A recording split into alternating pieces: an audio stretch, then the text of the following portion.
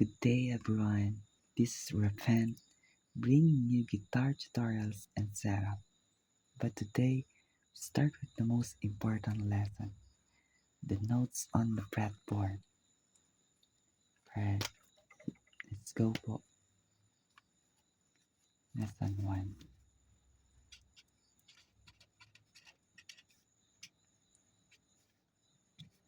The notes on the fretboard.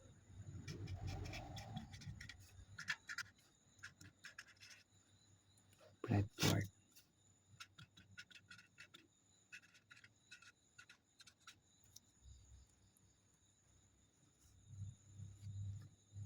Guys, example po, ito po yung open string. E, A, D, G, B, E. Simula po sa 0.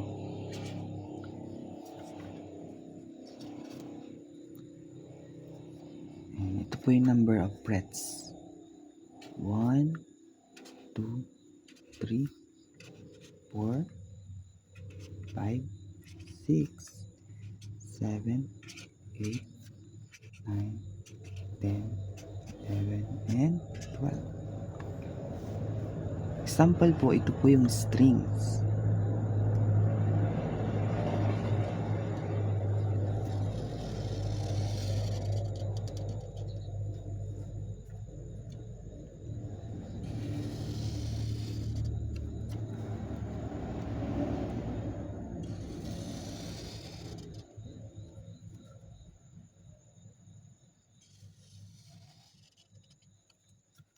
Yan, ito po.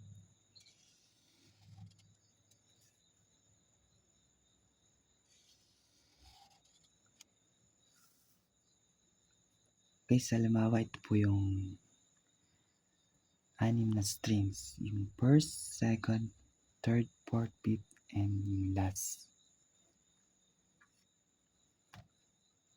Ang note po dito sa first fret ay yung F. Then, sinundan po ng F sharp, G, A flat, or G sharp. Pause lang po muna tayo sa A flat. Pero same note po yun.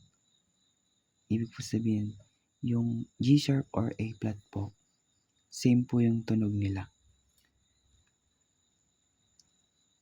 And then, sinundan po siya ng A,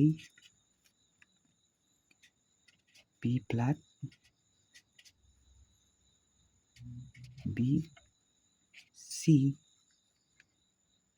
C sharp, D, E flat, and E. And ang purpose po nito para po mabilis nyo masaulo yung fretboard note dahil sobra po siyang mahalaga at para po mapabilis yung pag-aaral nyo ng mga chords. At para rin po maging familiar po kayo dito po kasi sobrang essential po nito. At kung i-search nyo naman po ito, pwede naman po i-type nyo lang po yung fretboard notes, pero mas makabubuti po na isulat nyo po o gumawa po kayo ng ganito para maintindihan nyo po talaga. And guys, halimbawa ito po yung open string, yung E, A, D, G, B, E. Sa 6th string, ito po yung note E, F, F sharp, G, A flat, A, B flat, B, C, C sharp, D, E flat, and E. Para po mahanap nyo yung mga notes dito, mabilis lang po itong magets. Halimbawa po itong 5th string, yung A. Para hindi po kayo mag-alala kung anong kasunod po nyo. Pag naisulat nyo na po ito, mabilis nyo na po siyang makikita. Yung A, Ang kasunod niya po ay dito. Hanapin niyo po dito sa number 5. Ang kasunod po ng A ay B flat. And then, sunod-sunod na po yun.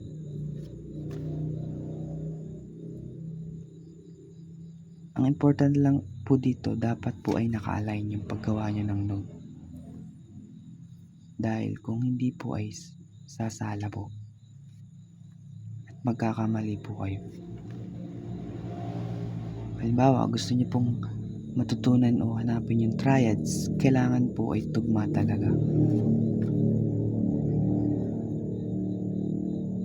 So, B flat, B,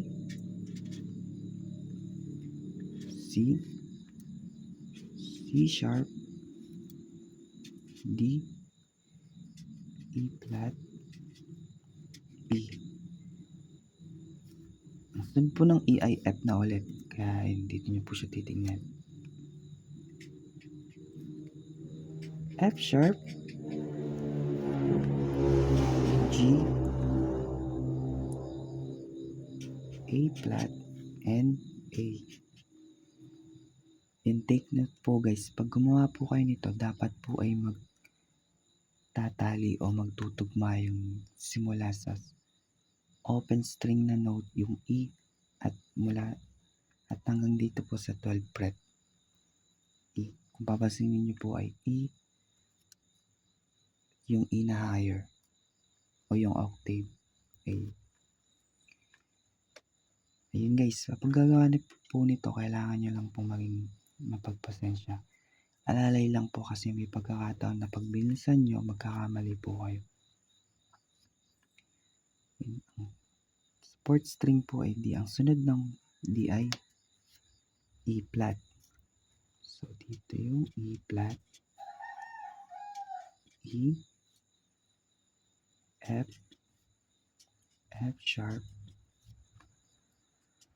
G, A flat, A, B flat, B, C, C sharp, and D. At sa third string po ay yung G. Ito yung G. So, ang sunod po niyan ay yun, nasa mga baba niya. A flat, A, B flat, B, C, C sharp, D, E flat, E, F, F sharp, G. Yung second string, yung note na B, kasunod niya po ay C, C sharp, D, E flat, E, F, F sharp, G, A flat, A, B flat, then B. Yung first string and last string po, 6. Yung note po dun ay pareho lang, kaya pwede nyo na po siyang kopyahin. Pinagkaiba lang po nyo, ito po yung matinis yung tunog, ito yung mababa, kasi po yung bass. F, F sharp, G,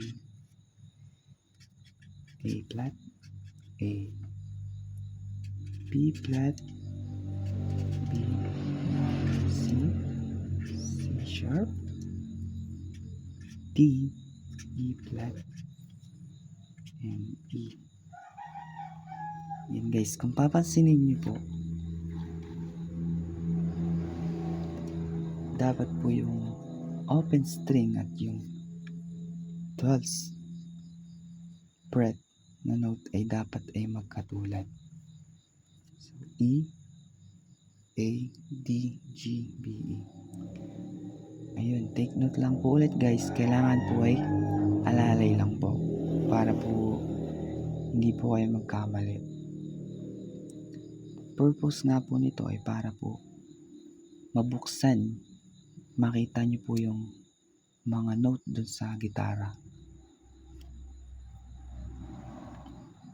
Pagdating naman po sa 13th fret at yung pababa, ang note po nun ay mag-octave lang po siya, kaya ulitin lang po. Halimbawa, pagdating po ng 12th fret ay E, ang kasunod ay F. So, yung 13 hanggang kung 24 fret po yung fretboard nyo, ulitin nyo lang po ito. So, ang 13 ay F. Tapos yung kasunod na po nun. At kailangan po ito talaga yung una nyong pag-aralan. Dahil, kung gusto nyo pong matutunan yung tungkol sa triads na tinatawag, dito nyo po siya makikita. Halimbawa po, yung major chord na G. Ilang pattern po yung merong ganong chords eh. Kung gusto nyo pong bibisahin talaga, halimbawa yung familiar na chords na ganito, yung G, di ba? Meron po siyang tatlong note na G, B, D. Kung itry nyo po yung ganitong pattern o kaya yung major na bar chord, pag inahanap nyo po lahat yung matutuunan nyo doon, may tatlong note po yun na makakalabasan. Magkakadoble naman po yung ibang note, pero kung susumahin, tatlong note po yun na mahalaga. Pag sinulat nyo po, tinanap nyo yun, ang kakalabasan po nun, kung major G yung ginagawa nyo, ay GBD. Doon nyo rin po matututunan yung shortcut na tipa. Halimbawa, kung may makikita po kayong nagigitara, na tatlong strings lang po yung ginagamit. Ibig sabihin, pinag-aralan din po nila ito talaga, kaya nagagawa po nila yun. Yun, sana po ay huwag kayong mainip o maatat tumugtog, kasi mas mahirap po kung halimbawa ay 10 years na po kayo naggigitara tapos hindi po kayo aware dito. Magkakaroon po kayo ng problema nun, lalo na po kung mga talagang manunugtog po yung makakasama nyo pagdating ng araw. Kaya importante po rin yung kababaang loob, kasi kung may pride po sa puso natin, lalo na kung hindi pa natin to familiar, mahirap po yun. Maaari po kayong kumbaga mahirap po na pasukan ng pagmamataas tayo. Kaya yun guys, stay humble and sana may natutunan po kayo. Kaya yun, sana naunawaan nyo at sana matry nyo rin po na gawin ito bago yung pagsasaulo ng scale o mga chords.